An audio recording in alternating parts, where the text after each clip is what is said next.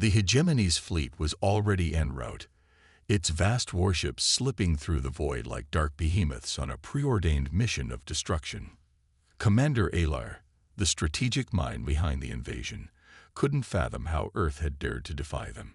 Their empire spanned hundreds of star systems, and every species they encountered bent to their will, either crushed or assimilated. In their arrogance, the hegemony had never considered the possibility that Earth would resist. And now, as the first wave of strikes began to rain down on the outer colonies, they were beginning to see their miscalculation. The bombardments were swift and merciless. Plasma torpedoes, each powerful enough to turn a city into ash, streaked down toward humanity's outlying colonies. The people of HFY, the first target, had no warning. There was no time for evacuation. The first impacts ripped through the atmosphere, igniting the atmosphere and the surface below in a violent firestorm. Buildings crumbled, ships disintegrated, and entire populations were wiped out in moments. On Earth, the reaction was immediate. People poured into the streets, their faces grim, their hearts filled with a single unspoken thought. They would not go down without a fight. At the seat of Earth's government, President Catherine Monroe watched the newsfeed in stunned silence, her fist clenched on the desk in front of her. HFY was burning. The colony's once pristine skies, now nothing but a scar of fiery destruction. The broadcast flickered with images of panicked civilians, and the haunting remnants of human ingenuity turned to rubble. "Madam President, we've received the ultimatum," General Jonathan Graves said, his voice cold. "The hegemony's fleet will reach Earth in less than 3 days." Monroe nodded slowly, her face hardening with determination. "They think they can break us. They think they can erase us." Her voice grew more intense, the weight of the decision sinking in. "We will not surrender." Graves hesitated, but his resolve was clear. "You're suggesting we go to war, knowing the cost. We're talking about an empire that's toppled species far more advanced than us. If we don't submit, the hegemony will." "I'm not submitting," Monroe interrupted, her gaze steely. "Humanity has a history of fighting back when cornered. We've survived worse odds than this, and we'll do it again. I won't watch our people die without making them pay for every life they take." The room fell silent, the weight of her words sinking in. Graves took a breath and nodded, despite the weight of the task ahead. "Then it's time to rally Earth's forces. We'll need every ship we can muster, every man, every woman, every resource. We fight or we die." And with that, the fate of humanity was sealed. Earth would not go down as easily as the hegemony had hoped. They would fight for their existence, for their future, and for their families. But they were unprepared for the fire they were about to unleash. Across the globe, human soldiers, scientists, and engineers mobilized. Military leaders called up reserves. Civilians began constructing weapons in makeshift factories. Engineers worked around the clock to retrofit the few surviving warships that humanity had left. This was no longer a battle for survival. It was a war for vengeance, and it was a war humanity would fight with every ounce of their being. The war for the stars had begun. As the first shockwaves of the hegemony's assault reached Earth, the planet's population was thrown into a frenzy. Governments scrambled, military commands were issued in haste, and civilians, once oblivious to the vastness of the universe, now understood that they stood on the precipice of extinction. Earth was no longer a peaceful, isolated rock in the cosmos. Humanity's primal instincts to survive surged to the forefront, and in a heartbeat, the entire planet shifted gears from an age of peace to one of total war. The first major military mobilization came from Earth's United Defense Coalition, UDC, a unified force comprised of Earth's various nations and factions. Though the coalition had never anticipated such an aggressive conflict, its unity in the face of disaster was undeniable. As the call to arms echoed across continents, millions of soldiers answered. They knew what was at stake. Some had lost family in the initial bombardments. Others had seen the videos of the outer colonies being torn apart. But all of them understood the same simple truth. They would not let their world burn without making the invaders pay. Colonel Cassie Hayes, a seasoned officer in the UDC, stood on the cracked tarmac of the War Zone Command Center as military transports and cargo ships rushed to take off, heading into the stars to counterattack. The early skirmishes had been devastating, and Earth's defense fleets, old and outdated, had been outmatched by the sheer might of the hegemony's armada. But something was stirring within the ranks of humanity's soldiers, a primal fury, a willingness to sacrifice everything for the chance to fight back. "We'll show them the cost of underestimating us," Hayes muttered, gripping the handle of her sidearm tightly. Back in the war rooms, the Black Fleet, humanity's response to the overwhelming power of the hegemony, began to take shape. The initial response was rudimentary, a patchwork of defensive strategies and last-minute modifications to Earth's outdated warships. But humanity's engineers were the unsung heroes of this conflict, tirelessly working to enhance existing technology, reverse engineer alien weapons, and develop entirely new strategies for the coming war. On the dark side of the moon, hidden in one of Earth's many secret research facilities, the first prototype of a new, highly advanced stealth ship was unveiled. The Spectre was a breakthrough, a warship capable of slipping past hegemony defenses undetected, its hull designed to blend with the blackness of space. Captain Noah Ward, the man chosen to lead this experimental fleet, stood before the prototype, eyes gleaming with determination. "We're not going to play by their rules," Ward said to his crew, his voice steady, but filled with quiet rage. "We're going to make our own." By the time the hegemony's next wave of attacks hit, the Earth had transformed. The cities that remained were no longer filled with frightened civilians cowering in fear. They were now the foundations for humanity's war machine. Factories churned out weapons and ammunition at an astonishing pace.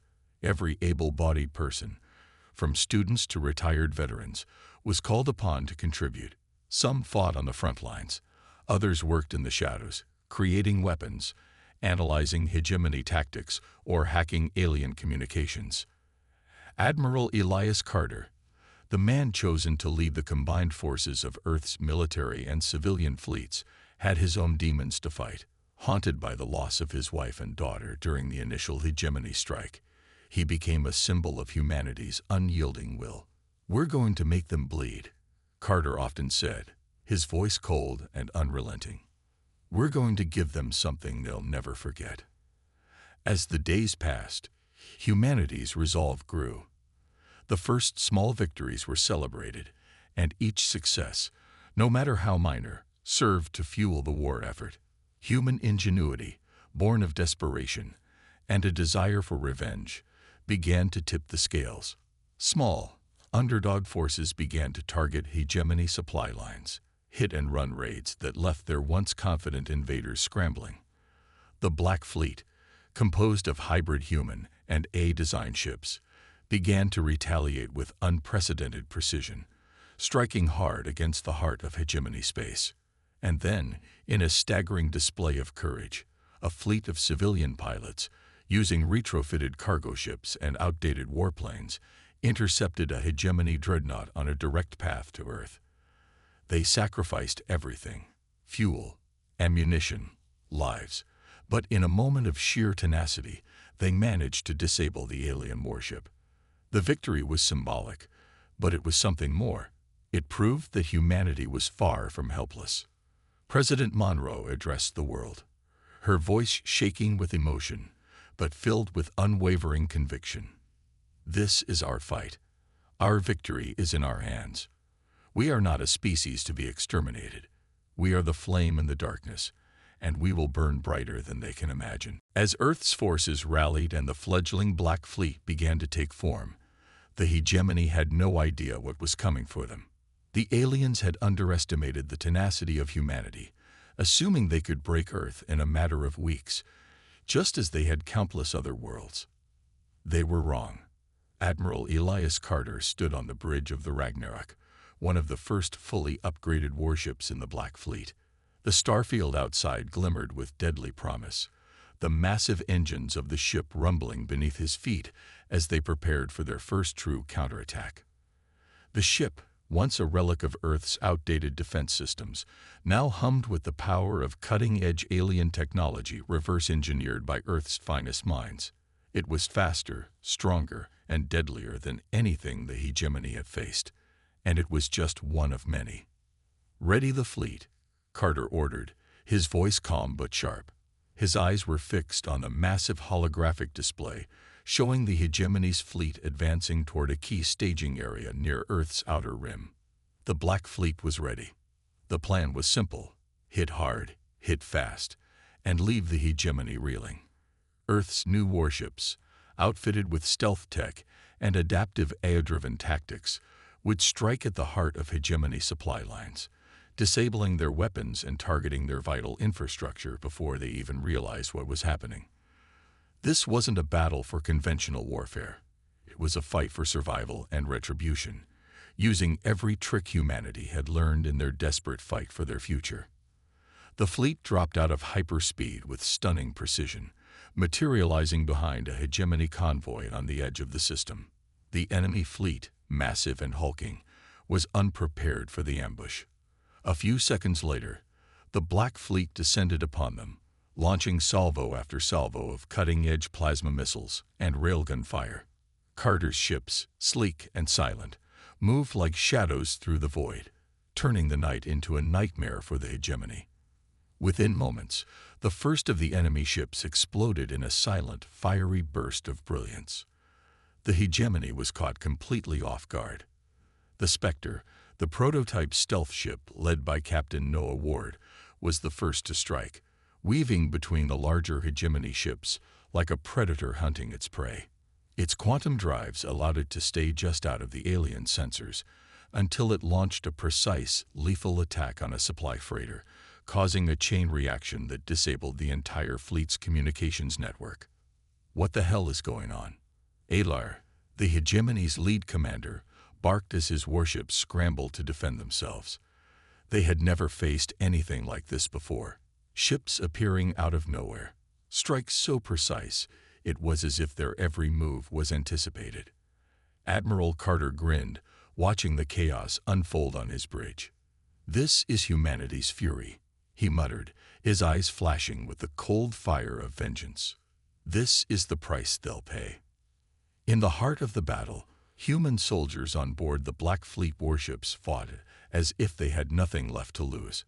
Some were veterans, some were civilians, people who had once lived normal lives and now found themselves in a fight for their very existence. The mix of professional military precision and ad hoc ingenuity was what made humanity's forces so unpredictable. No one could ever truly know how humans would fight. Sometimes they struck with calculated strategy, and other times they fought like animals, driven by rage and survival instincts. Within hours, the hegemony fleet was in disarray, with 2 of their supply ships disabled and half their defensive stations scrambled. Commander Alar, now faced with an unexpected level of resistance, was forced to retreat. Humanity's strike had done more than damage their enemies' fleets. It had shattered their confidence. Back on Earth, President Monroe watched the live feeds of the battle with mixed emotions. The attack was a success, but the victory felt hollow.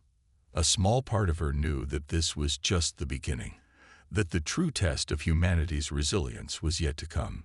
The hegemony wouldn't just accept defeat. The real war had only just begun. And as much as humanity had taken the fight to the stars, there was no telling how the hegemony would respond. Still, for the first time since the bombardment of Aegis IV, Monroe allowed herself a brief moment of relief. Humanity had struck back, and it had struck with a fury that the galaxy would remember. The initial victory had sent ripples through the galaxy, a signal that humanity was not an easy prey.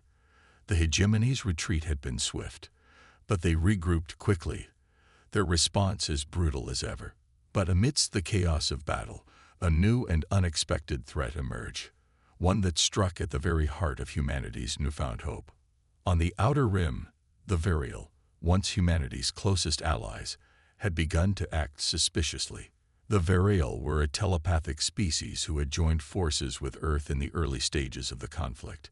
Their deep understanding of psychic warfare and advanced technology had been invaluable to the Black Fleet's strategy. But as the days passed, Earth's military leadership began to notice subtle discrepancies in their behavior. Delayed transmissions, inconsistent reports, and increasingly cryptic messages from Varial commanders. Admiral Carter, ever vigilant, had suspected something was off. His instincts, honed through years of warfare, told him that there was more going on than the humans had been led to believe. But it was too late when the truth finally surfaced.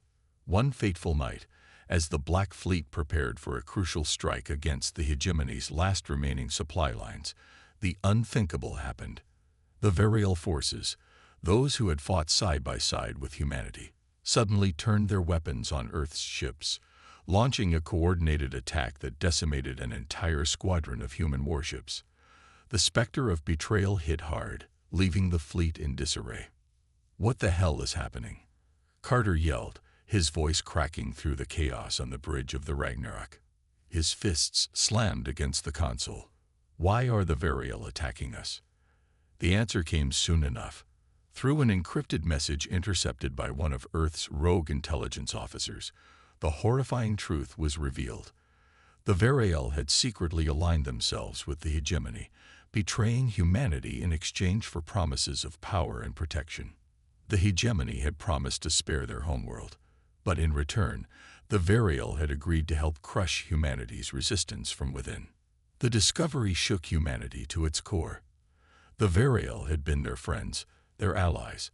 How could they have turned so easily? The seeds of doubt began to grow within Earth's ranks. How many other alliances were fragile? How many more threats lurked in the shadows? Carter stood silent for a long moment, staring at the damage reports flooding his screen. The news had hit him like a sucker punch. He had trusted the Varial, trusted them to help save Earth from annihilation. But now, their betrayal threatened to unravel everything humanity had fought for. "Admiral," said Lieutenant Zhang, his voice tight with emotion, "we've lost contact with several fleets in the Outer Rim. We've got Varial forces attacking on all fronts." Carter turned toward the map of the galaxy projected before him. It was clear that the betrayal was far-reaching. The Varial were not just fighting Earth's forces. They were systematically cutting off humanity's supply routes, destroying communication hubs, and sowing chaos in the Black Fleet. "We can't let them tear us apart," Carter muttered under his breath. His jaw clenched, a deep fury rising inside him. Humanity had already faced the might of the hegemony, and now they were being stabbed in the back by their supposed allies. But Carter knew one thing for sure. The Varial had just made a grave mistake. He turned to his officers. "Prepare the fleet for a counteroffensive. We don't just defend our ships, we make them regret ever betraying us. We're going after the Varial next." Humanity's war was no longer just about fighting the hegemony. Now, they were also fighting a former ally, a betrayal that would leave scars on their soul. Trust had been shattered, but in the face of this new enemy, Carter knew there was no turning back. Earth would fight with everything they had left. The betrayal of the Varial would not be the end. It would only fuel their fury. The fallout from the Varial betrayal was catastrophic. The Varial's sudden attack on Earth's forces had thrown the Black Fleet into chaos, and trust had been shattered. Humanity's once solid alliance had fractured, leaving Earth vulnerable and reeling. The specter of betrayal lingered in every corner of the fleet, and the soldiers, once united in purpose, now fought with a palpable bitterness that hung in the air like smoke. Admiral Carter, his face a mask of fury, paced back and forth on the bridge of the Ragnarok. Every movement was deliberate, calculated. He had no time for anger. Only one thing mattered now: revenge. The Varial had betrayed them, but they would not escape unscathed. The Black Fleet was already preparing for a reprisal, an attack against the Varial's homeworld that would send a message the galaxy would never forget. "Get me a direct line to the Varial command," Carter ordered, his voice as cold as steel. His officers scrambled, But there was no hesitation in Carter's commands. Humanity's fury had been unleashed, and he would ensure that every ounce of it was felt.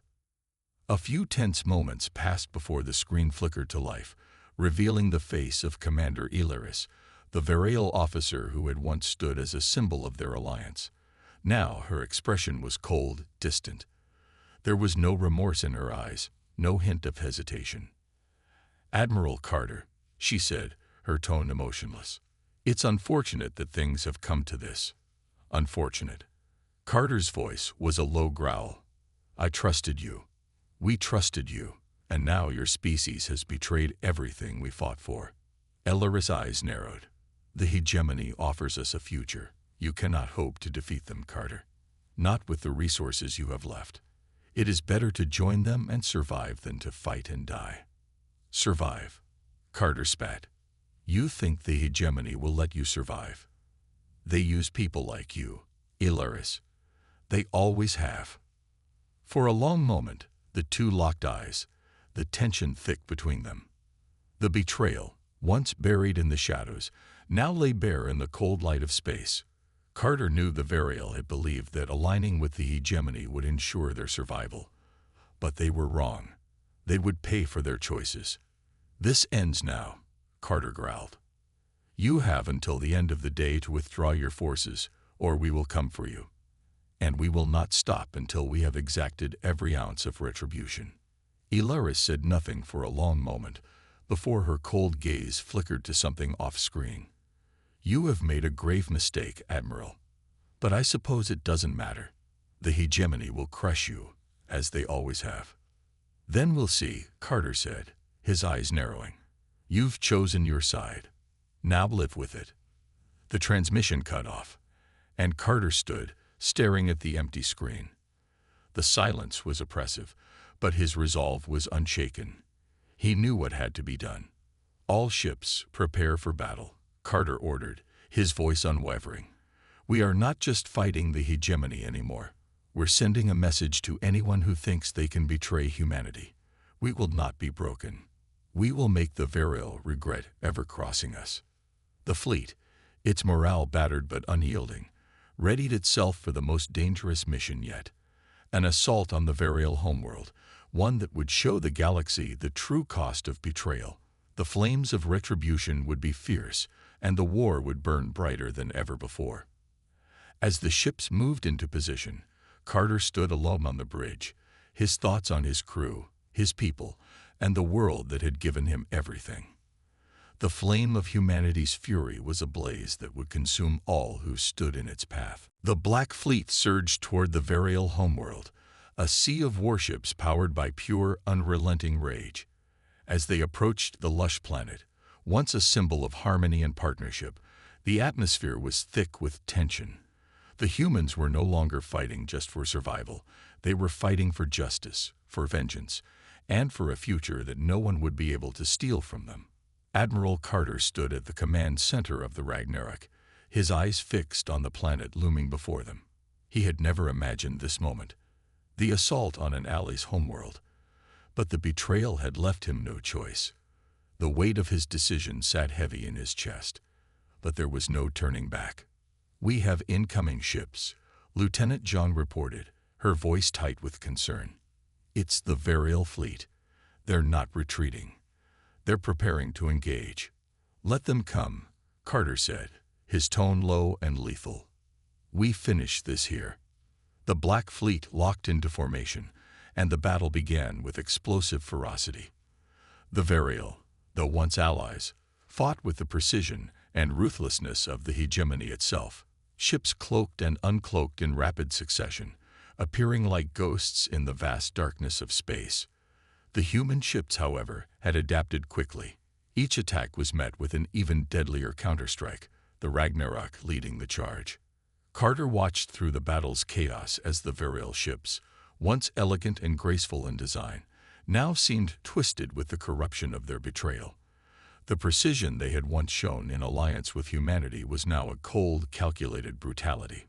"Admiral, we've detected a large fleet coming in from the far side of the system," Lieutenant Zhang called out, her voice strained. "It's the hegemony. They're here." Carter's stomach twisted. He had known the hegemony wouldn't let the Varial stand alone for long. This was no longer just about punishing a betrayal. It was about survival on a scale even greater than they had imagined. "We have to finish this now," Carter said, eyes burning with the ferocity of his purpose. "Target their command ship. If we take out their leader, the rest will fall."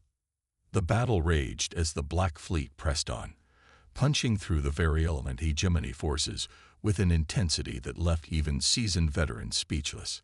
Human ships, guided by rage and sheer determination, tore through the enemy's defenses. Each battle cry echoed across the cosmos. There was no mercy. There was no surrender. This was a war of total annihilation. As the Ragnarok maneuvered through the chaos, Carter's focus never wavered. He could feel the weight of every decision, every loss, but his gaze never left the target. The massive hegemony flagship, the Ascendant, loomed ahead, the nerve center of their entire invasion. If they could bring it down, the war might turn in humanity's favor. "Fire all cannons," Carter commanded.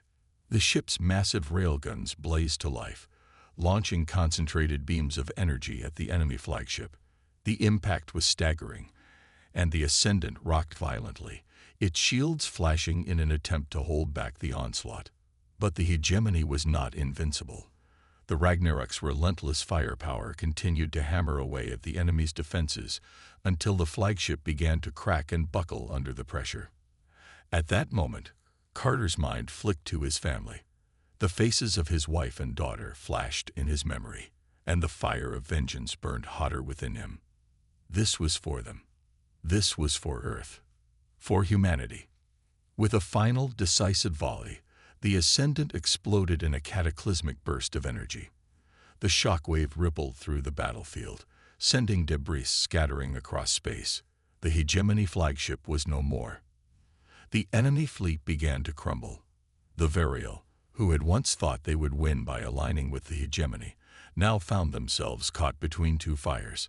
Without their command structure intact, they were scattered and vulnerable.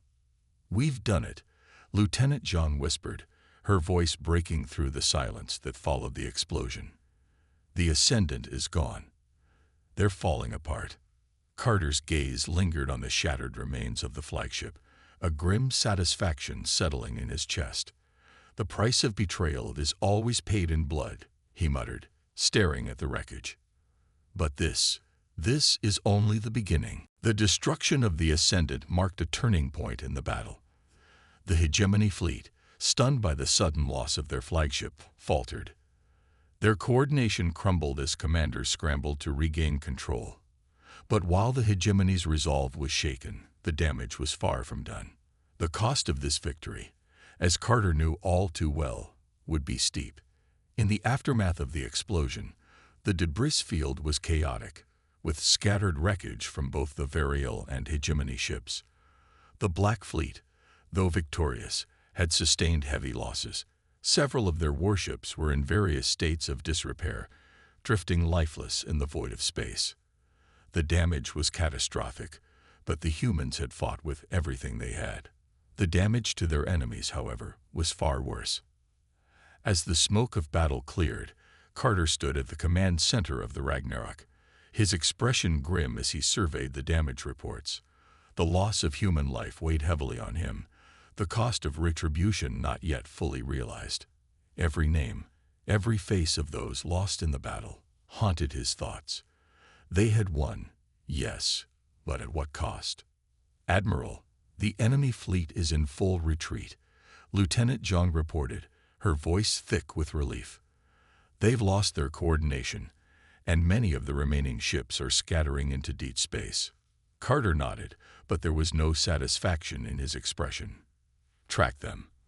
I don't want any of them getting away to regroup. We finish this now." But as the Black Fleet pursued the remnants of the enemy forces, another realization began to settle in. The war was far from over.